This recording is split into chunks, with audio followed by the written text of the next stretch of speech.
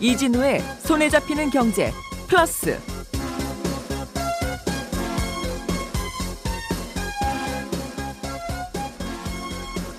안녕하십니까, 이진우입니다. 지난주에 정부와 여당이 부동산 대책 개선안을 하나 발표했지요. 그중에서 주택 임대 사업자 제도와 관련한 변화가 있었는데요. 앞으로는 아파트뿐만 아니라 아파트는 이미 폐지했는데 다세대나 다가구 같은 일반 주택의 임대 사업자 제도까지 폐지하기로 한 게 하나 있었고요. 또 임대 사업이 끝나고 나면 6개월 안에 그 집을 팔아야 임대 사업 기간 동안에 해주기로 했던 양도세나 각종 세금 절감 혜택을 주겠다 하는 그런 새로운 조항도 삽입하기로 했습니다. 시장의 매물을 좀 더 유도하겠다는 취지인데 또 시장에서는 실제 매물이 나올 가능성은 적다. 또 뭐 갭 투자가 더 전세값이 올라가면서 갭 투자가 더 조장될 것이다 하는 논란도 여전히 있습니다.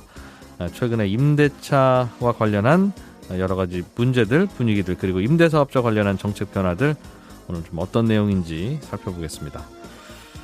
과거에 우리나라 외화를 많이 벌어오는 산업이었던 지금의 반도체 산업 같은 산업이 원양 산업입니다.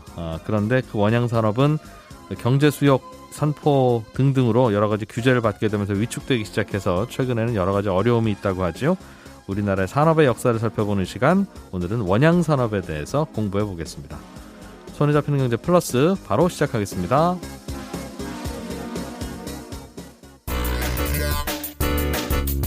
오늘 왜 이래요? 네, 오늘은 두 시장 중에서 코스닥 시장만 0.5% 정도 오르고 있고 코스피 시장은 거의 보합권에서 왔다 갔다 빨간색, 파란색 왔다 갔다 하고 있습니다. 한국투자증권의 박소연 부장을 전화로 연결해서 증시 상황 좀 점검해보죠. 박 부장님. 네, 안녕하세요. 예, 오늘 시장은 상황이 어떻습니까? 네, 오늘 주식시장 말씀하신 것처럼 외국인 매도와 함께 코스피는 좀 부진한 모습입니다. 미국 중앙은행이 현재 경기 부양을 위해서 매달 1,200달러의 국채 그리고 모기지 채권을 매입하고 있는데요. 예. 조만간 채권 매입을 줄일 수 있다라는 의견이 나오면서 경계감이 여전한 것 같습니다. 하지만 코스닥 시장 플러스를 기록하고 있어서 예. 중소형주는 상대적으로 양호한 분위기입니다. 특히 우리나라는 백신 1회 접종률이 10%를 돌파했다라는 뉴스가 나오면서 경제재개 기대감이 커지고 있기 때문인데요. 시가총액이 큰 대형주들은 일반적으로 정유화학, 조선기계 같은 중무장대 산업들이나 IT, 자동차 같은 수출주로 많이 구성이 되어 있는데 예. 시가총액이 상대적으로 낮은 중소형주에는 의류, 레저, 음식료 같은 내수주가 많이 포함이 되어 있습니다. 따라서 경제재개가 가속화되면서 이러한 내수주들이 수혜를 입을 것이라는 기대감 때문에 중소형주가 상대적으로 좋은 것 같습니다. 그래서 거래소보다는 코스닥, 대형주보다는 중소형주가 오늘 괜찮다? 네, 맞습니다. 예. 특히 오늘 같은 경우는 CJ, CGV, J콘텐츠리 등 영화와 콘텐츠 업체들이 7% 이상 오르고 있는데요. 예. 백신 접종 가속화로 극장 관람객이 늘어날 것이다라는 전망이 확산되고 있기 때문입니다. 실제로 5월 19일에 분노의 질주 9가 개봉이 됐는데요. 앞으로 블랙 위도우, 베놈, 007, 스파이더맨 같은 작년에 개봉을 못했었던 대형 영화들이 개봉을 하면서 예. 컨텐츠가 풍부해지고 관람객들의 영화관 방문도 더 촉진될 것이다라는 기대감이 한몫을 하고 있습니다. 또 하나투어, 모두투어 같은 여행주들도 5%씩 오르고 있고요. 보복 소비라는 말도 있는데 요새는 보복 여행이라는 신조어까지도 등장을 하고 있는 상황입니다. 네. 그간에 못 갔던 여행 이연 수요가 한꺼번에 몰려들 것이다라는 예상이고요. 호텔 신라 같은 경우도 면세점 영업 정상화 기대감에 52주 신고가를 경신하고 있고요. 그리고 지난 주말에 사모펀드 매각으로 상한가를 기록했었던 남항 유업 오늘도 27% 이상 오르고 있습니다. 아, 그렇군요. 자, 말씀을 들어보니까 뭔가 이제 경기가 회복될 것 같은 분위기에 따라서 그 회복에 따른 수혜가 예상되는 종목들 중심으로 주가가 좀 오르고 있는 것 같은데 이게 백신을 이제 접종을 빨리빨리 좀 해야 그게 현실화되지 않겠습니까? 네, 사실 최근까지도 화이자나 모더나 같은 비교적 안정성을 확인을 했었던 백신이 미국 중심으로만 전개가 됐었거든요. 예. 근데 최근에는 이제 아스트라제네카도 어느 정도는 안정하다라는 것이 관계기관이 확인을 해주고 유럽과 아시아에서 접종이 가속화되는 움직임이 있습니다. 예. 특히 아시아 지역 같은 경우에는 세계의 공장이다라는 얘기가 있을 정도로 공급망에 있어서 중요한 역할을 담당을 하는데 최근에는 한국, 일본, 인도, 베트남, 대만 같은 아시아 국가들 대부분이 백신을 제대로 맞지 못해서 생산 차질이 상당했었던 분위기가 있습니다. 예. 그리고 이제 백신을 확보를 못했다라는 문제도 있지만 문화적인 이슈 때문에 앞으로 이렇게 아시아 지역에서 백신 접종이 가속화될 수 있을까라는 이슈들이 있었는데요. 만약에 가속화가 된다면 병목 현상 해소되면서 급등했었던 원자재나 부품 가격 안정화될 수 있고요. 예. 그리고 이 자재값이 급등하면서 고생을 했었던 기업들의 숨통이 트이는 일이 될 것 같습니다.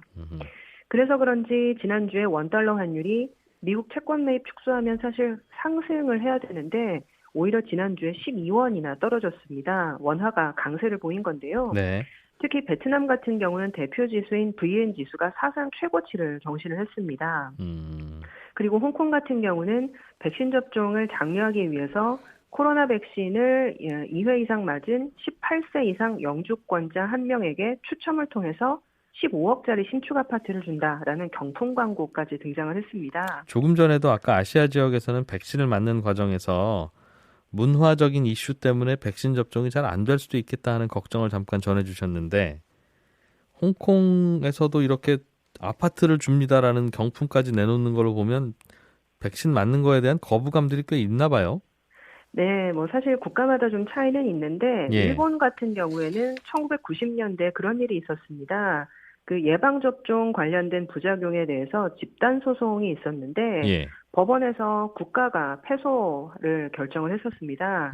그러다 보니까 이제 국가 입장에서는 접종에 대해서 굉장히 보수적인 스탠스를 유지하고 있었고요. 예. 일본 같은 경우는 이번에 아스트라제네카 백신도 자국민 접종 보류하고 개도국에 보내는 것을 검토 중이라는 얘기가 있습니다. 왜냐하면 이제 혈전증이 아주 소수라도 발견이 되면 예. 이건 이제 국가가 책임을 져야 된다, 내지는 국가가 배상해야 된다라는 얘기가 굉장히 거세게 일어날 수 있기 때문에. 네. 근데 다행스럽게도 일본 제약사들도 최근에 일본산 백신을 승인하겠다라는 데 박차를 가하고 있기 때문에 예. 결과적으로는 최근 백신 접종이 좀 부진했던 아시아 시장이 전반적으로 나아지는 결과를 예상해 볼 수 있을 것 같습니다. 그렇군요. 전반적으로는 예전엔 미국에서 돈 풀기를 중단하고 금리를 올리겠다고 하면 그 파급 효과 악영향이 미국보다는 다른 나라 특히 이머징 마켓에서 먼저 화들짝 놀라고 깜짝 놀라고 그랬는데 이번에는 좀 분위기는 다르네요. 미국이 그러든 말든 우리는 일단 백신 맞고 회복되는 것에 대한 기대감을 주가에 반영하겠다는 의지인 것 같습니다.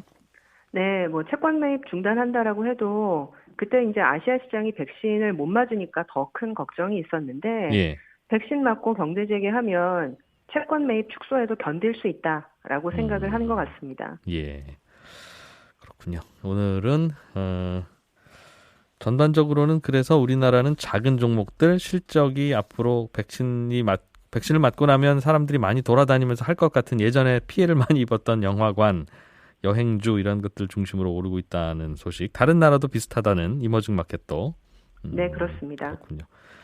아까 미국이 채권 매입을 축소하면 원달러 환율은 올라야 되는데 요즘에 내린다고 말씀을 주셨는데 그게 환율하고는 어떤 영향이 있는 겁니까? 보통은 채권 매입을 축소하게 되면 미국 금리가 오르게 되는데 예. 보통 금리가 비싼 나라의 통화가 강세를 보이게 되거든요. 미국이 돈을 풀기를 멈추면 미국 금리가 오른다는 거죠? 예. 그렇죠. 그래서 보통은 환율이 많이 오를 것이다라는 전망이 꽤 있었습니다. 그런데 최근 보면 아시아 경제 펀더멘탈이 좀 나아질 거다라는 예상이 많아지다 보니까 예. 상대적으로 원화 가치가 강할 거다라는 전망이 다시 강해지고 있는 거죠.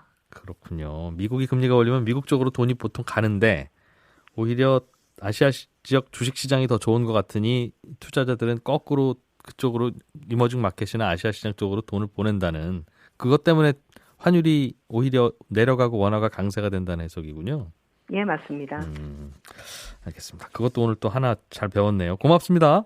감사합니다. 예, 한국투자증권의 박소연 부장이었습니다.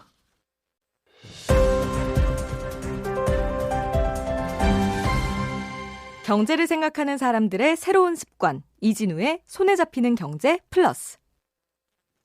예, 정부와 여당이 임대사업자 관련 제도에 변화를 주기로 했는데 이와 관련해서 여러 가지 논란이 좀 있는 것 같습니다. 법률사무소 세로의 박예준 변호사입니다. 어서 오십시오. 예, 안녕하세요. 박예준 변호사입니다. 네, 임대사업자 제도를 한동안 정부가 권고를 했었는데 이제 시장 분위기가 바뀌고 여론도 바뀌고 하니까 다시 이제 폐지하는 쪽으로 도는 것 같습니다. 네. 이번에는 어떤 변화가 또 추가로 있는 겁니까? 사실 이제 임대사업자 제도가 수십 년 동안 있던 제도였는데 네. 이제 그 문재인 정부 들어서 2017년 말에 도입됐던 이제 등록 임대사업자 제도가 요즘에 문제가 되는 건데 네. 사실상 이제 작년 7.10 정책을 발표하면서 임대사업자 제도는 없어졌습니다. 이제 남은 이제 다가구 주택 이런 이제 소규모 임대사업자에 대해서 남아 있던 제도를 이제 이번에 마저 없애서 예. 이제 등록 임대사업자 제도를 사실상 폐지하겠다라는 이제 그런 뜻으로 보시면 될 것 같습니다. 구체적으로는 지금도 이미 이제 아파트를 가지고 매입 임대 사업을 아파트는 매입할 수밖에 없으니까 예. 건설 임대는 안 되니까 매입 임대 사업을 하는 건 일단은 막아놨죠. 네, 이제 신규 접수도 안 되고 아무것도 안 되게 돼 있습니다. 그러면 이미 그런 상황에서 새롭게 달라지는 건 어떤 겁니까? 구체적으로. 그 아파트 쪽은 새롭게 달라지는 건 없다고 보시면 되고요. 예. 이번에 발표된 거는 이제 그동안 그나마 인정받았던 이제 아파트가 아닌 형태들, 네. 다가구, 뭐 다세대, 뭐 이런 형태들이 이제 임대주택, 이제 거기도 등록 임대사업을 이제 못하게 됐다라고 보시면 될 것 같습니다. 등록 임대 사업이라는 게 오랫동안 장기간 특정한 세입자에게 안정적으로 내 집을 빌려주고 예. 그 대신 나도 세금 혜택을 받고 그렇죠. 인허자 혜택을 받아서 그런 제도 자체를 이제 다 없애겠다는 뜻이라는 예, 거군요. 이제 모든 주택 유형에 대해서 없애겠다는 취지로 보시면 될 것 같습니다. 그게 부동산 시장에는 어떤 식으로 작용을 할 걸로 정부와 여당은 기대를 하는 겁니까? 일단 정부는 이제 임대차 혜택을 없애고 그냥 마지막으로 이제 마지막 박앤 세일 기회를 주면 가지고 있던 물량들을 임대사업자들이 물량을 많이 들고 있으니까 예. 이제 양도소득세 혜택을 보기 위해서 시장에 팔지 않겠느냐. 이제 가격이 오를 만큼 올랐다고 판단을 할 것이고 예. 그렇다라 그리고 이제 혜택도 없어진다고 하면 이제 수익 실현을 위해서 시장에 매물을 많이 내놓지 않겠느냐라는 판단인 것 같고요. 네.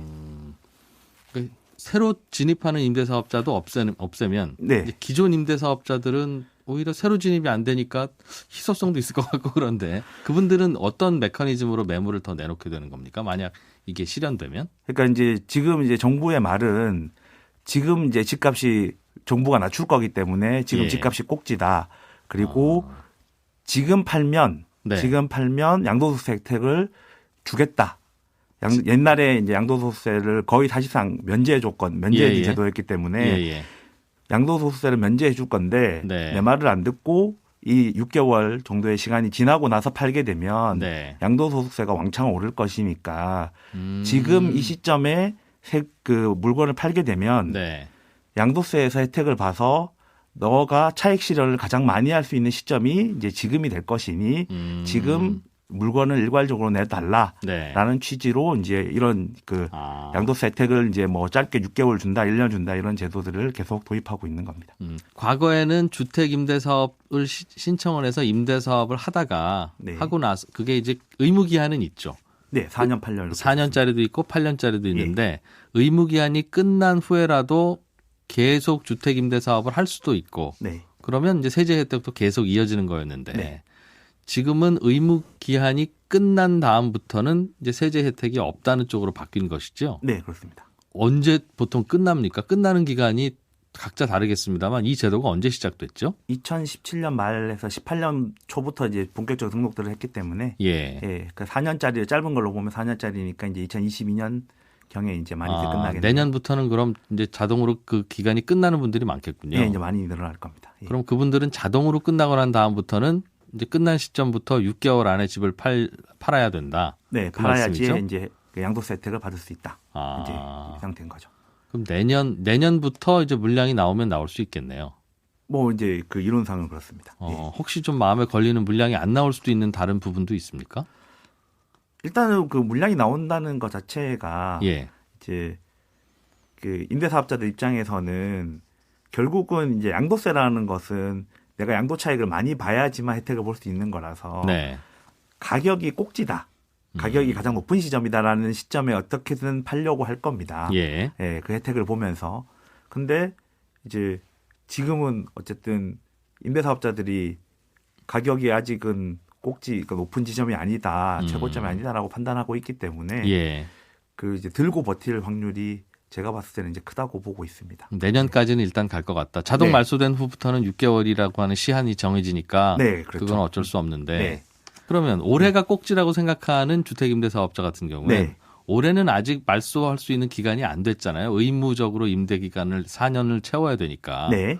그런데 나는 2년밖에 못 채웠다 올해. 예.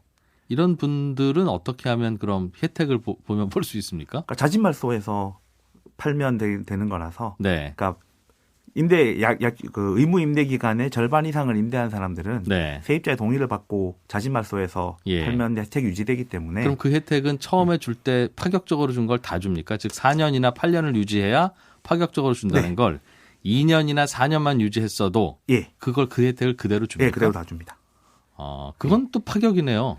예, 그래서 지금 빨리 나와라. 지금이 고점이니까 예. 정부가 집값을 낮출 테니까 예. 지금 빨리 팔고 혜택을 누려서 빨리 이제 시장에 물량을 공급하고 너네는 나와라. 예. 라는 사인을 이제 정부가 보내는 거죠. 그런 거군요. 예.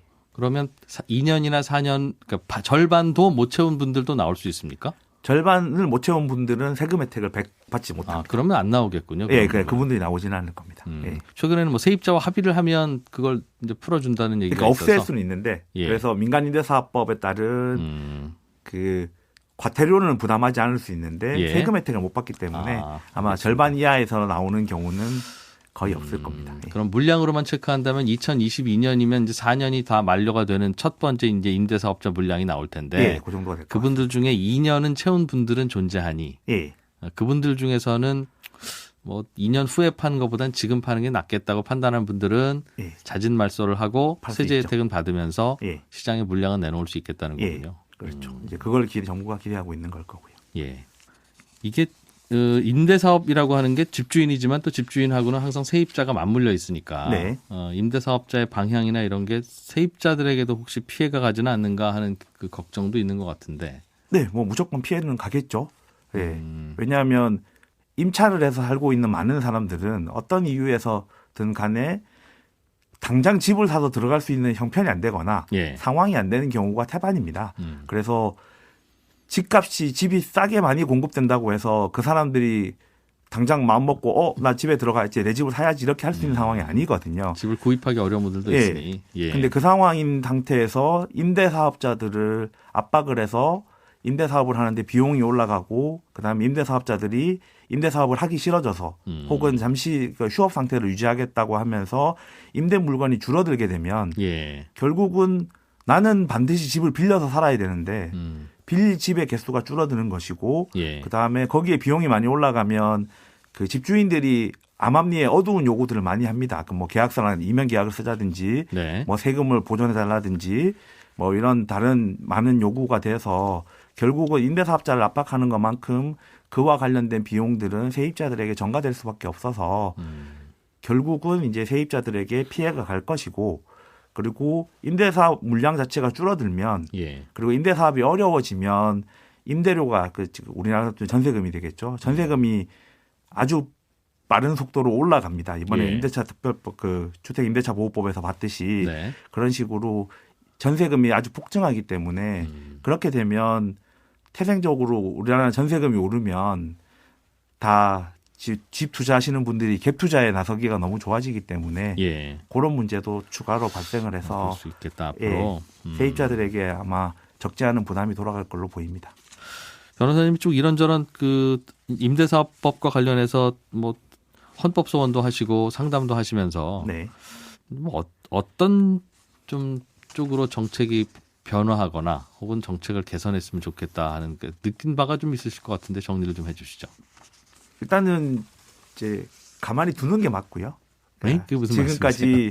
사실은 집 임대인들과 임차인들이 자연스럽게 예. 그러니까 어떤 제도들 형성을 해서 잘 서로 교섭도 잘하고 잘 지내왔거든요. 예. 그런데 이제 정부의 개입이 들어가기 시작하면서 뭐 5%를 올리면 안 된다. 네. 그다음에 뭐 그 임대 기간을 갱신을 해줘야 된다. 그다음에 또 민간 임대 사업자 같은 경우는 더 강하거든요. 예. 세입자 갱신 요구를 했는데 내가 거절했을 경우에는 과태료도 막 부담하도록 하고 이제 이런 식으로 돼 있어서 예. 그런 식으로 이제 개입이 많아지다 보니 그러니까 상호간에 그러니까 근데 이게 정리가 깔끔하게 안 됐어요. 예. 어떤 룰 정리가 깔끔하게 안 되다 보니까 상호간에 오판을 합니다. 그래서 세입자는 내가 엄청난 권한을 가진 줄 알고 있어서 네. 그러니까 이 집을 내가 뭐 영원 무궁토록 사실은 뭐 사용할 수 있다. 이 정도의 그다음에 집주인 입장에서는 임차인들이 그렇게 나오니까 자기가 쓸 수 있는 가장 고강도의 공격 방법들을 사용을 합니다. 서로 날카로워져 있다는 네, 거군요. 그다음에 그 사람들이 그리고 그렇게 임대차 시장이 경직되면서 전세금이 너무 많이 올라 버렸기 때문에 집주인 입장에서는 수단과 방법을 가리지 않고 이 세입자들을 내보내면 큰 돈이 생기다 보니 예. 법률로 아무리 뭐 어떤 규정을 만들어 뒀더라도 그 규정이 완벽하지 않은 상태고 아직 정리가 안 된 상태에서 네. 이제 강행되다 보니 양쪽이 너무 첨예하게 그러니까 사실 뭐 저 같은 경우는 거의 매일 명도 소송을 수임을 하고 세입자 내보내달라는 네, 세입자 내보내는 소송. 수임을 예. 하고 거의 또 매일 누군가를 내보내고 있거든요. 네, 그래서 그런데 이제 막상 그 현장을 들여다 보면 네. 예, 가만히 뒀으면 아무 일이 안 생겼을 건데 계속 그 세입자 살았을 건데. 예, 그 세입자는 살았을 것이고 그러니까 집주인은 불안하니까 내보내야 되는 거고요. 아, 집을 팔아야 되는데 세입자를 그때 내보낼 수 없는 그 문제가 핵심이라는 거군요. 그렇죠. 예. 오늘 법률사무소 세로의 박예준 대표 변호사로부터 최근에 벌어지고 있는 임대차 사업과 관련한 다양한 법규 변화와 또 분쟁 사례들을 중심으로 좀 들어봤습니다. 시끌시끌한 게 좀 있긴 하네요. 얼른 좀 고칠 건 좀 고쳐야 될 것 같은데. 잘 들었습니다. 고맙습니다. 네, 감사합니다. 오늘의 뉴스를 프로파일링합니다. 평일 저녁 6시 5분 표창원의 뉴스 하이킥.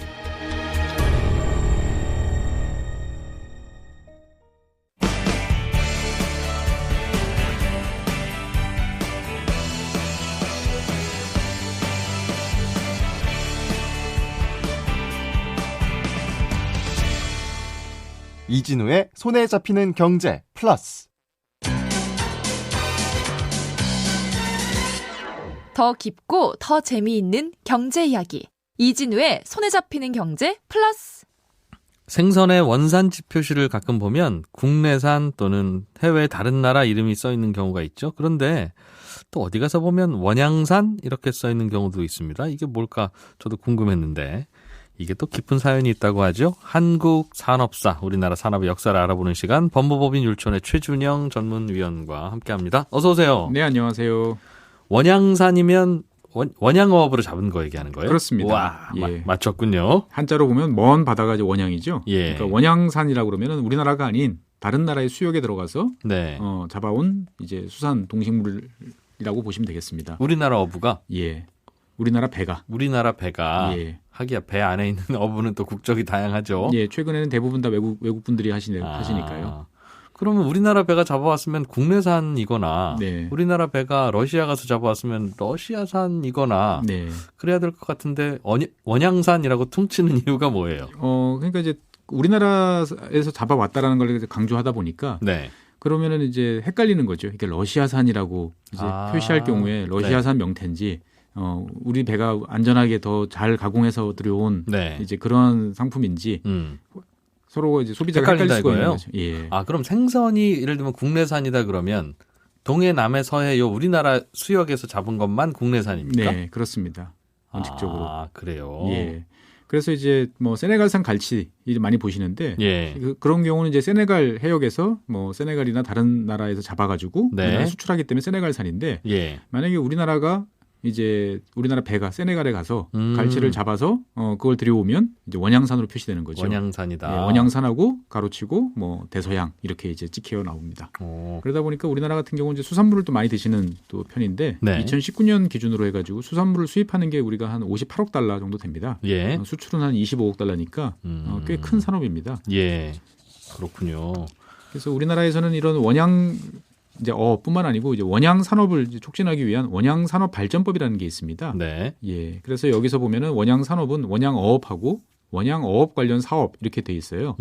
그래서 그 해외 수역에 나가서 포획, 채취하거나 또는 수산물을 가공, 유통, 판매하는 걸 다 묶어가지고 이제 원양 산업이라고 합니다. 네. 그래서 조금 연세가 있으신 분들은 어릴 때 초등학교 때나 중학교 때 교과서에서 원양 어업에 대한 글을 읽으셨던 기억도 있으실 겁니다. 요즘에는 원양 어업이라고 안 해요? 원양 어업이라고 이제 하는데 네. 어업도 있는데 보통 이제 더 넓혀서 산업이라고 이야기를 합니다. 저는 뭐 원양 어업 관련한 글이 교과서에서도 있었던 기억이 납니다. 맞습니다. 동원그룹의 이제 김재철 회장이 쓴 이제 글인데요. 예. 뭐 남태평양에서 또는 뭐 바다의 보고 거센 파도. 그래서 회장님이 필력도 좋으셔가지고 네. 예, 초등학교, 중학교 그다음에 실업계 고등학교 국어 교과서에 이제 실렸던 이제 그런 기록들이 있는데. 네. 이런 걸 보면서 이제 당시에는 원양어업, 원양 산업이 꽤 큰 산업이었구나라는 네. 거를 이제 지금은 이제 짐작할 수 있는 거죠. 그렇군요. 하기야 물고기는 자기 나라 근해에서 잡는 게 일반적이었네요. 그렇습니다. 대부분 이제 근처에서 잡는 게 일반적이고 예. 이제 물고기를 따라서 점점 이제 먼 바다나 다른 곳으로 이제 가게 되는데 예. 역사적으로 보면은 먼 바다에 나와서 물고기를 이제 체계적으로 잡아오기 시작한 거는 이제 16세기부터다라고 이제 보통 이야기를 합니다. 당시 유럽의 어부들이 이제 대서양 건너 지금의 이제 캐나다 동해안에 해당하는 이제 뉴펀들랜드까지 이동해가지고 네. 막대한 양의 대구를 잡아서 이제 유럽에 공급하기 시작을 했습니다. 그래서 이때부터 이제 유럽 사람들이 이제 단백질을 이제 저렴한 단백질을 다량으로 섭취를 하기 시작하면서 체구가 커졌다. 예. 이런 이야기가 있을 정도로 이제 엄청난 양을 이제 잡아왔는데요. 야, 물고기 잡기 시작한 게 인류가 뭐 수천 년 됐을 것 같은데. 예. 먼 바다까지 나가는 건 겨우 이제 16세기 돼야 시작했어요. 그렇습니다. 왜냐하면 바다를 건너서 그거를 또 가공을 해서 또 들여올 만큼의 이 네트워크를 운영을 할 수 있어야 되니까 아무리 소금에 절인다 하더라도 오는 동안에 썩는군요, 물고기가. 네, 예, 여러 가지 작업들을 할 수 있을 만큼의 이제 체계화가 돼야 되는 거죠. 네. 그리고 이제 대구뿐만 아니고 그 이후에는 이제 포경 산업, 즉 고래를 잡기 위해서 전 세계 바다를 이제 뒤지고 다니는 네. 포경 산업이 발전하기도 했으니까 이런 이제 원양 산업, 원양 어업은 꽤 역사가 오래된 산업이다라고 보시면 되겠습니다. 당시만 해도 첨단 산업이었네요. 그렇습니다. 그러네요. 우리나라에는 언제부터 원양 산업, 원양 어업이 도입돼서? 예, 우리나라의 원양 어업 시작은 1957년 이제 제동산업 소속의 진화모라는 배가 네. 27명의 선원을 태우고 이제 인도양에서 참치 연승 시험 조업을 한 것이 시작이라고 알려져 있습니다.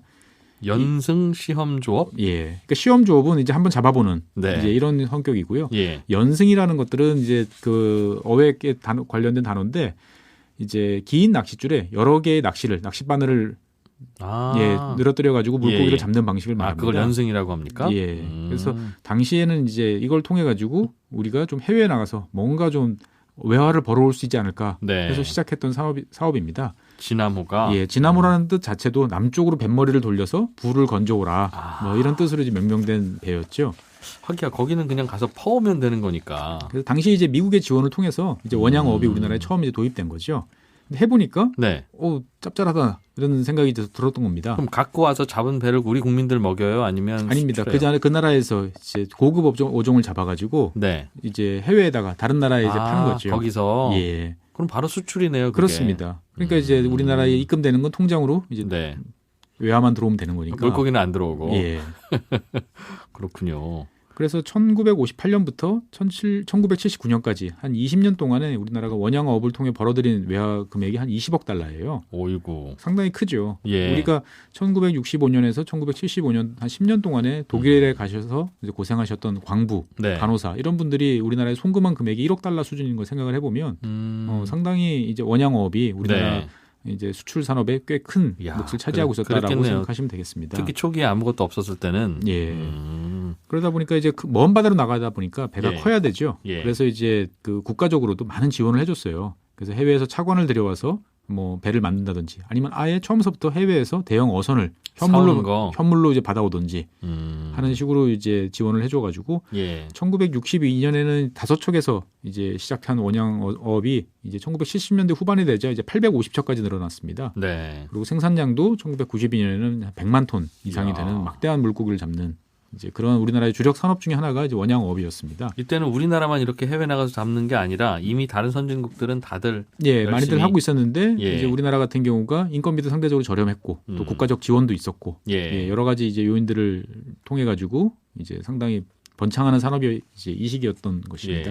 그런데 우리 저 원양어업의 대표적인 회사는 이른바 동원그룹 아닙니까? 근데 동원그룹은 제 기억에는 물론 동원 꽁치통조림도 있고 다 있는데 참치 통조림 만드는 회사로 제 머릿속엔 그렇게 박혀 있어요. 그렇습니다. 우리나라에 참치 통조림이 들어온 게 이제 80년대 초반서부터 이제 들어오기 시작을 했고요. 그 전에는 못 먹던. 그 전에는 참치라는 것들을 이제 미국산 이제 참치캔 예. 이런 거 아니면은 이제 고급 이제 일식당 이제 그 당시에는 이제 주로 부산이나 가야 이제 먹을 수 있는 회. 예.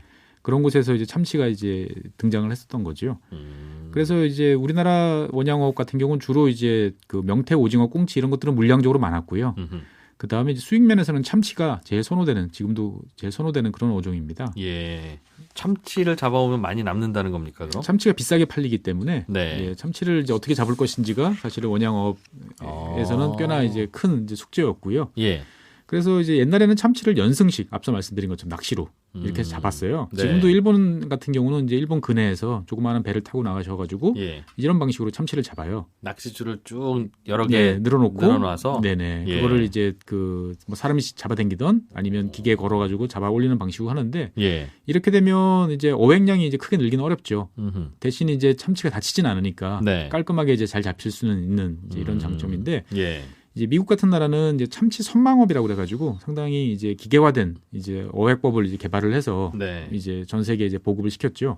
보통 이제 큰 모선이 하나 있고요. 엄마배, 큰 배가 있고 여기에 이제 조그마한 3척에서 5척 정도 되는 소형 보트, 빠른 보트들이 있고 어군 탐지용, 물고기가 어딘지를 위에서 내려다볼 수 있는 이제 헬리콥터까지 이제 편성돼 있는 하나의 선단이죠.